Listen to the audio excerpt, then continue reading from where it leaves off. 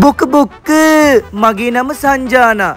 මං තමයි ටවුන් එකේ ඉන්න ලස්සනම කෙල්ල. මං හැමදාම උදේට මගේ ෆෝන් එකට අන්ලිමිටඩ් ෆ්‍රීලෝඩ් එකක් දාගෙන හවස් වෙනකම් ෆෝන් එකේ එල්ලිලා ඉන්න එක තමයි කරන්නේ.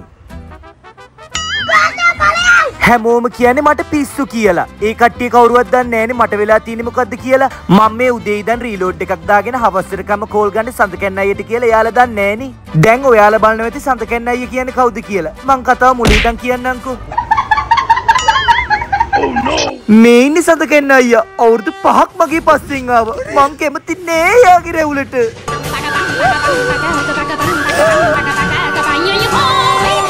මන් දැනගෙන හිටියේ නෑ සඳකැන්න අයියා මට මෙච්චර ආදරේ කියලා. මගේ එදා පපුව පැලෙන්න ආව බුක්ක. එදා තමයි තීරුනේ අපි දෙන්නම එක්කෙනෙක් කියලා බුක්ක. ඔන්න ඊට පස්සේ එදා සඳකැන්න අයියා මාව බීච් එකට එක්කන් ආවා. ආදරේ හින්දා මේ ඔක්කොම බුක්ක ඩාම් වෙනවා ඩූම් වෙනවා.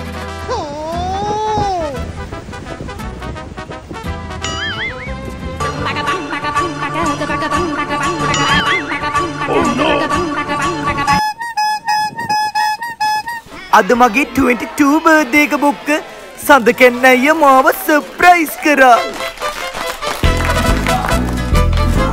මං හැමදාම ප්‍රාර්ථනා කරේ සඳකැන්න අයියා මගේ ළඟින්ම ඉන්න ඕන කියලා බුක්ක. එදා සඳකැන්න අයියා මම වෙනුවෙන්ම ෆොටෝ ෂූට් එකකුත් කරා. මේක තමයි මගේ හොඳම බර්ත්ඩේ පාටි එක බුක්ක. මං එදා මුල්ම කේක් කෑල්ලක් දුන්නේ සඳකැන්න අයියට. මොකද බුක්ක සඳකැන්න අයියා ගොඩාක් කැමති කේක් කන්න. සඳකැන්න අයියා මට කොච්චර ආදරේද කියනවනම් මම බර්ත්ඩේ එකට ඉල්ලපුම gift එක මට සඳකැන්න අයියා ගෙනල්ලා දුන්නා.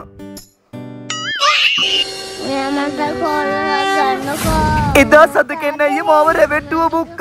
මං ඉල්ලපු ෆෝන් එක නෙමෙයි මට ගෙනල්ලා දුන්නේ. අඩෝ. දැන් දන්නවනේ බුක්ක ස්ටෝරිය මොකද්ද කියලා. ඒකයි මට මෙහෙම දෙයක් සිද්ධ වුනේ. එදා මගේ ෆෝන් එක මට හොයාගන්න බැරි වෙලා තිබ්බ බුක්ක. කවුරු හරි හොරෙක් මගේ ෆෝන් එක අරන් ගිහලා තිබ්බා. දැන් මං කොහොමද සඳකැන්න අයියට කෝල් කරන්නේ? හැබැයි එදා මට මගේ ෆෝන් එක කෙනෙක් අරන් ආවා. සඳකැන්න අයියා. අඩේ ඇයි සඳකැන්න අයියා මව දාලා ගියේ? නංගි මට එදා සල්ලි තිබ්බේ නෑ හොඳ ෆෝන් එකක් ඔයාට අරන් දෙන්න. ඉතින් සඳකැන්න අයියේ ඇයි දැන් මව හොයාගෙන ආවේ? නංගි මං ඊට පස්සේ හිතාගත්තා ගාල්ලෙන් ෆෝන් ගන්න හොඳ ප්ලේස් එකක් හම්බුන ගමන් මං නංගිව හොයාගෙන එනවා කියලා. මට ප්ලේස් එකක් හම්බුණා නංගි. අපි යා. ඔන්න මොකලා අපි මේ පාර ආවේ ගාල්ල බයි මොබයිල් ෂොප් එකට. ඉතින් ඔයාලට පහසු මිලට සුපිරි ෆෝන්ස් ගන්න සුපිරි ප්ලේස් එකක් හොයනවනම් අනිවාර්යයෙන්ම ගාල්ල බයි මොබයිල් එකට එන්න. ඔන්න ඉතින් සඳකැන්න අයියත් මට බයි මොබයිල් එකකින් ලස්සන ෆෝන් එකක් අරන් දුන්න බුක්ක. එහෙනම් ඉතින් ඊළඟ වීඩියෝ එකකින් හමු වෙමු. බොක්ක ඔන්න ඕක තමයි ප්‍රශ්නේ. මට මේ මුළු ජීවිතේම එපා වෙලා තියෙන්නේ බා මං කරපු ගොන් වැඩක් හින්දා. මේක තමයි බොක්ක මගේ දිනචර්යාව.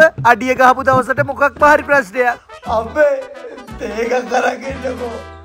හැබැයි අපේ අම්මා නම් මට පට්ට ආදරේ බොක්ක. තොට තේ නෙමෙයි දෙන්න මටින් පාරයා.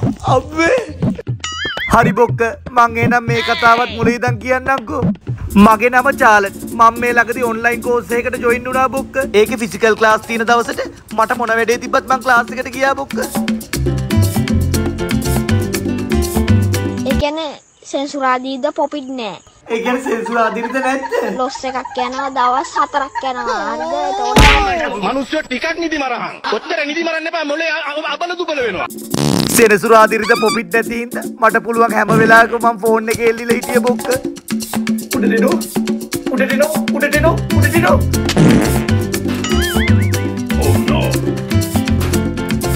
මේ ඕයි තමසේ අද මම මෙතනට මේ කන් අය ඔකුඩට යන විදිය බල බල ඉන්නද? දැන් තේරෙනවනේ බොක්ක මම මේක වෙනුවෙන් කොච්චර කට්ටක් කනවද කියලා.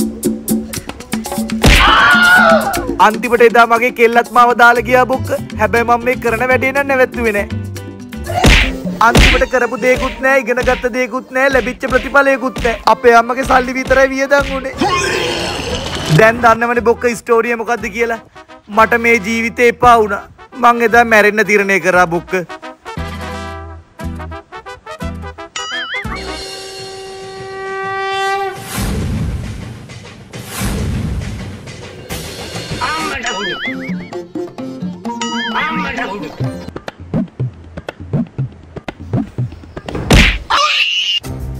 මිසිස් පතිරණ මේ ළමයට මැරෙන්න තරම් තියෙන ප්‍රශ්න මොකක්ද?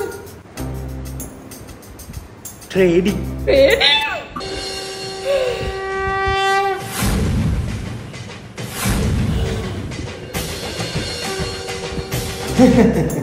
ඔන්නෝක තමයි මිසිස් පතිරණ ප්‍රශ්නේ. මිනිස්සු ට්‍රේඩින් කිව්වම සෑහෙන බය වෙනවා. මෙහෙමයි පුතා. ඕන තරම් ලංකාවේ කම්පැනි තියෙනවා. සුරංගනා කතා කියලා තමයි ගෙන්නන්නේ. කරන දේකුත් නැහැ. උගන්නන දේකුත් නැහැ. අන්තිමට ප්‍රතිඵලයකුත් නැහැ පුතා. ඔන්නෝක තමයි ප්‍රශ්නේ. ඉතින් ડોක්ටර් ලංකාවේ ට්‍රේඩින් උගන්නන හොඳ ප්ලේස් එකක් නෑනේ. ඇයි පුතා? හරියට තියරිය කියලා දෙන්න. ලංකාවේ ලොකුම සිලබස් එක තියෙන්නේ. DSA ඇකඩමි එක තියෙන්නේ. ડોක්ටර් ඔය මොකද්ද?